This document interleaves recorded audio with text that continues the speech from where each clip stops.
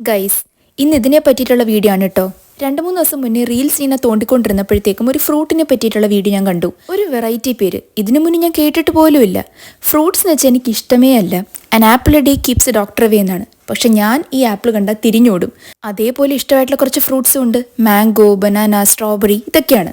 Guys, ഇതാണ് ഞാൻ പറഞ്ഞ ഐറ്റം, പെർസിമൺ. കേൾക്കാനൊക്കെ ഒരു വെറൈറ്റി പേരല്ലേ.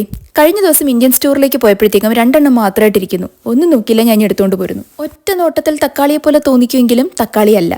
ആദ്യം ആ പെർസിമനെ അങ്ങോട്ട് നല്ലോണം കഴുകുക.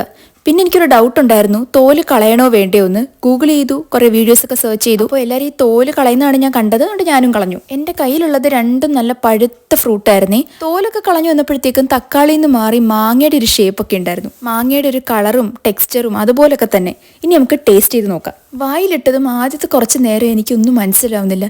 ഇതെന്ത് ടേസ്റ്റാണ്? മധുരമാണോ, പുളിയാണോ, എൻ്റെ നാവ് അടിച്ചു പോയതാണോ, എനിക്കൊന്നും മനസ്സിലാവുന്നില്ല. അപ്പം ഞാൻ അക്കുവിനും കൂടെ വായി വെച്ച് കൊടുത്തു. അപ്പോൾ അക്കു പറഞ്ഞു, ശരിക്കും കരിക്ക് കഴിക്കുന്ന പോലത്തെ ഒരു ഫീൽ ഉണ്ടെന്ന്. ശരിയാണോ പറഞ്ഞത്?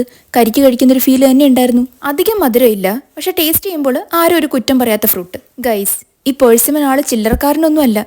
ഒരുപാട് ആൻറ്റി ഓക്സിഡൻസും vitamin A, C, E, K അങ്ങനെ കുറേ ന്യൂട്രീഷണൽ ബെനിഫിറ്റ്സ് ഉള്ള ഫ്രൂട്ടാണ്. അപ്പോൾ നിങ്ങൾ ഈ ഫ്രൂട്ട് ട്രൈ ചെയ്തിട്ടുണ്ടെങ്കിൽ കമൻറ്റ് ചെയ്യാൻ മറക്കണ്ട. അത്രയേ ഉള്ളൂ ഗൈസ്, നാളെ കാണാം. ബൈ.